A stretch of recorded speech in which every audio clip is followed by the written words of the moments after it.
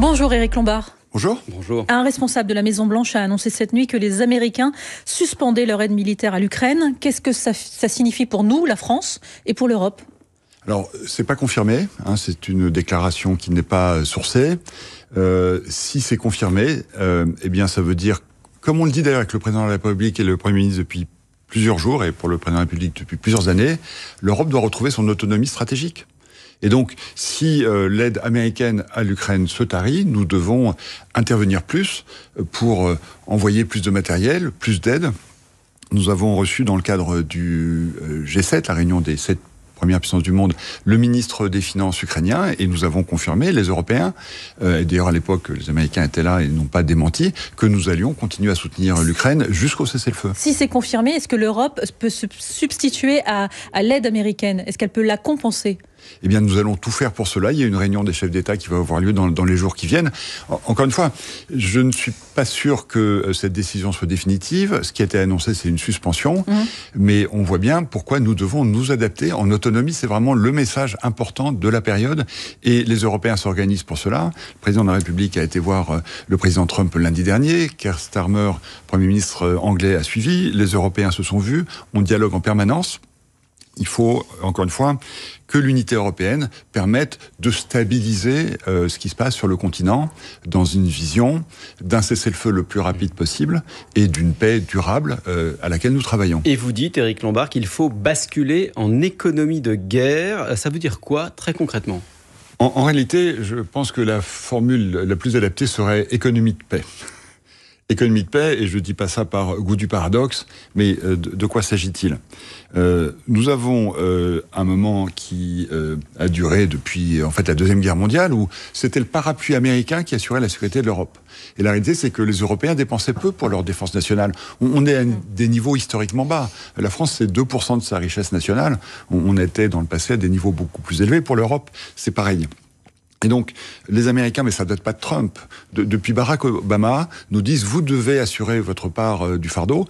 Et donc, on aurait dû le faire depuis quelque temps. Le président de la République, encore une fois, l'avait souhaité. Maintenant, je pense qu'il y a un réveil des pays de l'Union européenne, et au-delà, parce qu'on travaille aussi beaucoup avec nos amis britanniques dans cette circonstance, pour qu'on augmente nos investissements, nos budgets de défense, pour que l'organisation de l'Union européenne dissuade tout agresseur. Mais alors, ça veut dire, parce que dans la loi de programmation militaire, il est prévu d'augmenter annuellement de 3 milliards d'euros nos crédits à nos armées jusqu'à 2030. Ça veut dire qu'il faut aller plus vite, plus fort. Il faudra aller plus vite et plus fort.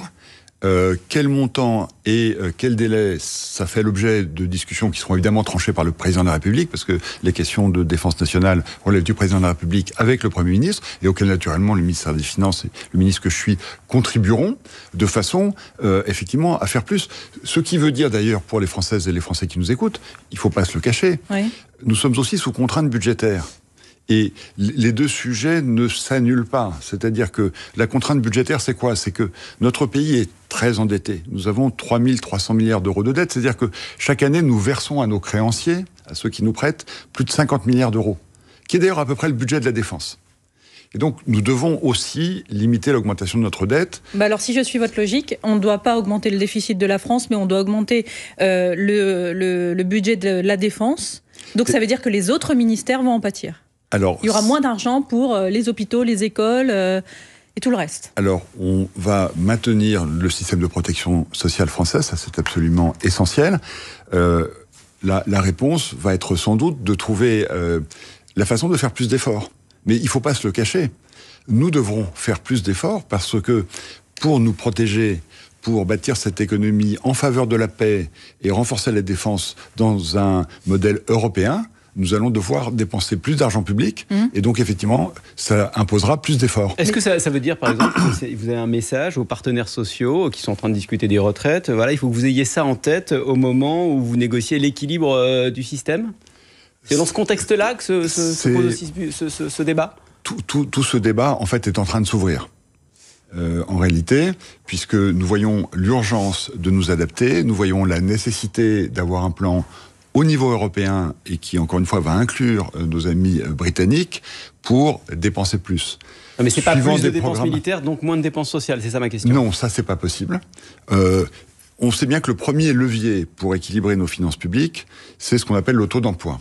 En fait, la faiblesse relative de la France comparée à d'autres pays européens, c'est qu'on n'a pas assez de Françaises et de Français au travail. Pas de leur faute, pas de leur fait, mais parce qu'on a un chômage qui est encore plus élevé que dans d'autres pays, parce que on a chez les personnes qui ont plus de 55 ans un taux d'emploi insuffisant, alors que ces personnes souhaiteraient travailler, alors que on réussit pas assez vite. Donc en fait, vous allez mettre le paquet sur l'activité, mais alors il faut mettre le paquet sur l'activité pour que ce soit clair pour ceux qui nous écoutent. Il n'est pas question de rogner dans les budgets de la santé, de rogner dans les budgets de l'éducation nationale, de la justice, dans tous ces budgets qui sont prioritaires. Non, il faut pas rogner dans les budgets. On peut en revanche regarder la façon dont l'effort est partagé entre les Français. Je veux pas être plus précis que cela, parce que précisément, c'est le débat qui va devoir s'engager et qui, en fait, concerne tous les Français au travers de leurs représentants, c'est-à-dire les partis politiques, les partenaires sociaux.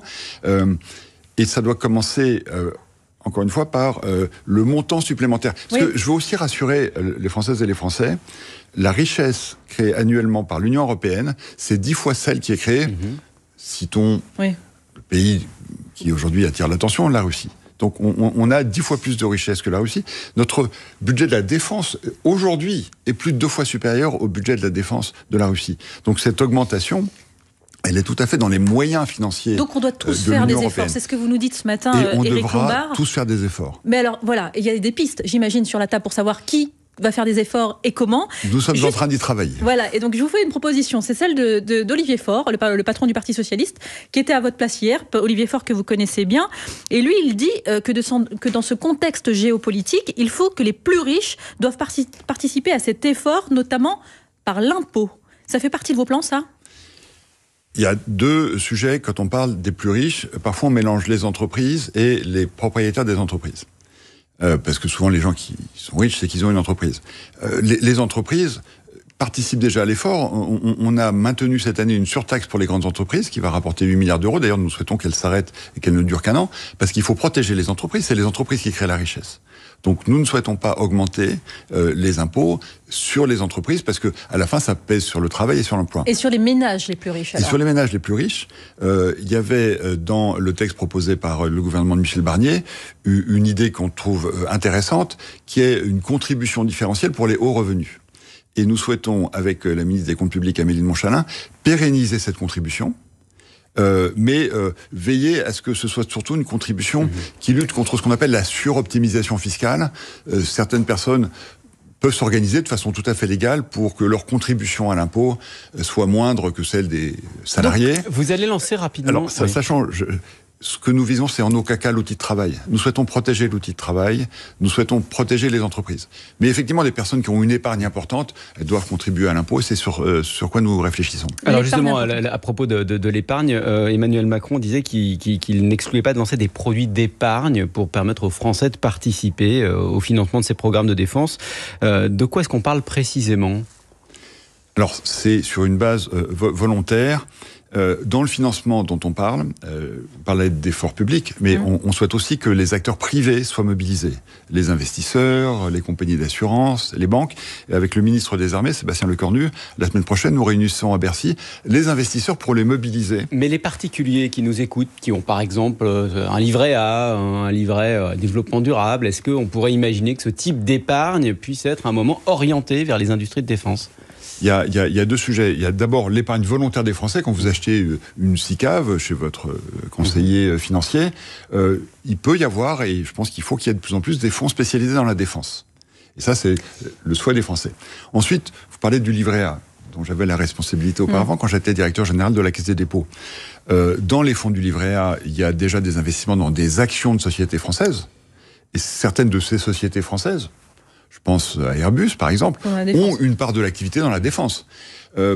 L'idée de flécher une part plus importante me paraît pas indispensable, puisque, encore une fois, il y a beaucoup d'autres sources pour financer la défense nationale. En autre source possible pour financer cette défense, il y a la question des avoirs russes. Ouais, les avoirs russes, parce que pour le moment, on n'utilise que les intérêts de ces avoirs, ces sommes très importantes, on parle de 200 milliards d'euros environ, qui sont gelés, dont on utilise les intérêts pour financer l'aide à l'Ukraine. Certains, comme la patronne de la diplomatie européenne, l'Estonienne Kaja Kallas, suggèrent de ponctionner directement ces avoirs russes pour financer les investissements. La position de la France là-dessus, c'est non ? La position de la France, c'est que ces avoirs russes sont des avoirs qui appartiennent notamment à la Banque centrale de Russie. Je rappelle que nous ne sommes pas en guerre avec la Russie. Donc, dans le règlement du conflit, si le règlement du conflit, dont nous espérons qu'il surviendra rapidement, dans le règlement du conflit, le président de la République a déjà dit que la Russie devait contribuer aux réparations des dommages qu'elle a causés, parce que je rappelle que c'est la Russie qui est l'agresseur. Et donc, ces avoirs, dans le cadre du règlement, pourraient, si le règlement y conclut, mais ça peut pas être des avoirs qui seraient capturés, parce que ça, ce serait un acte qui serait contraire.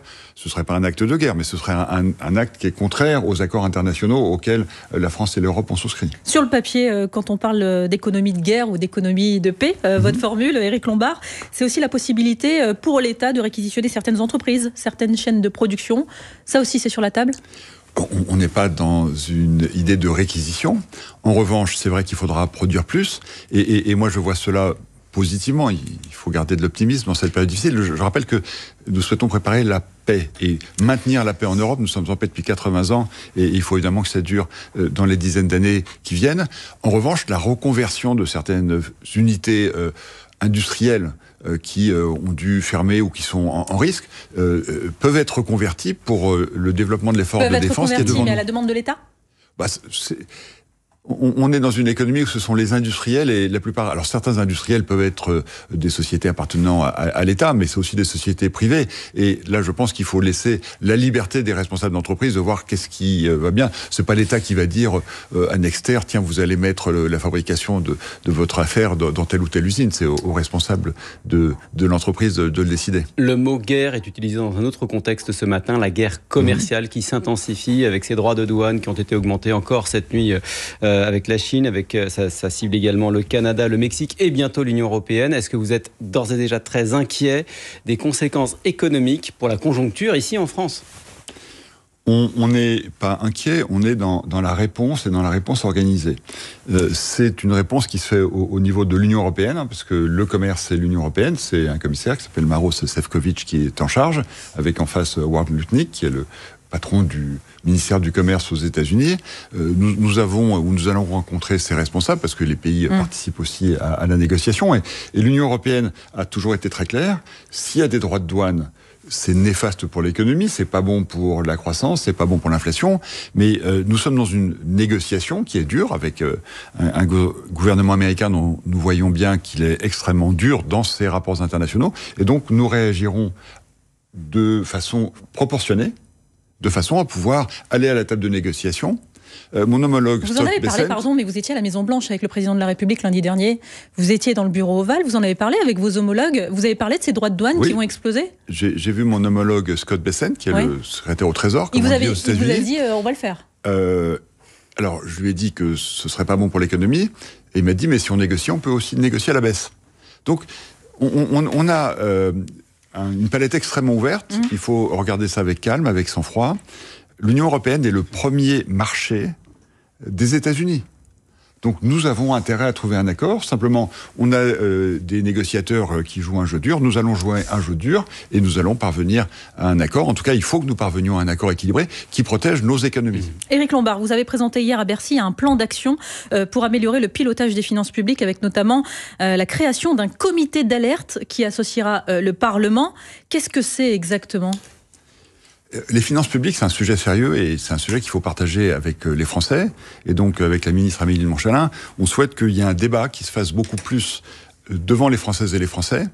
Et ce comité d'alerte, c'est une façon de travailler dans le suivi de notre exécution budgétaire avec notamment les parlementaires, mais aussi les partenaires sociaux, les représentants des collectivités locales. Parce que la réduction des déficits doit engager tout le monde.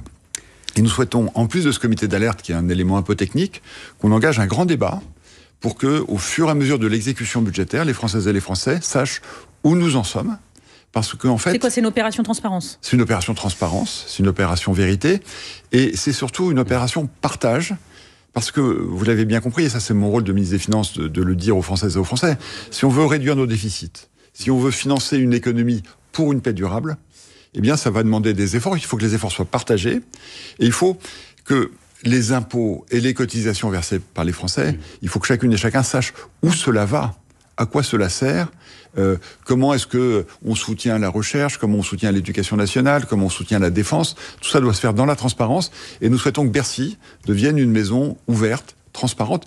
Ce qu'elle a été, on a toujours été très transparent, mais je pense qu'il faut faire un effort supplémentaire de communication. Comme certains de vos prédécesseurs, Éric Lombard, vous souhaitez simplifier au maximum les démarches pour les entreprises. Vous avez lancé aujourd'hui un nouveau plan. Qu'est-ce qui va être simplifié très concrètement dès aujourd'hui ? En fait, on lance ça, c'est un texte qui était déjà au Parlement et que Véronique Louwagie, la ministre en charge des PME, et Laurent Marcangeli en charge de la fonction publique, que je rejoindrai cet après-midi pour lancer cette opération. La vie des entreprises, elle est compliquée. Il y a beaucoup de papier, de documentation, il y a des éléments supplémentaires. Donc on souhaite une simplification à deux niveaux. D'abord au niveau européen, parce que beaucoup de normes viennent de l'Europe et Ursula von der Leyen, la présidente de la Commission, a lancé une opération simplification très vigoureuse. Moi, je suis tous les mois à Bruxelles avec mes collègues et on va avancer là-dessus pour que on garde notre projet, notamment en ce qu'on appelle le reporting, d'avoir un reporting extra-financier, parce que la transformation écologique, on n'en a pas encore parlé. Oui, vous avez raison, je jargonne. Les entreprises doivent indiquer comment elles se décarbonent et comment elles protègent la planète. Et ça, c'est important parce qu'il faut les inciter à le faire. Mais ça les fait râler, les entreprises. Mais il faut le faire de façon à la fois efficace, mais plus simple. Et ça, on y travaille avec l'Union européenne.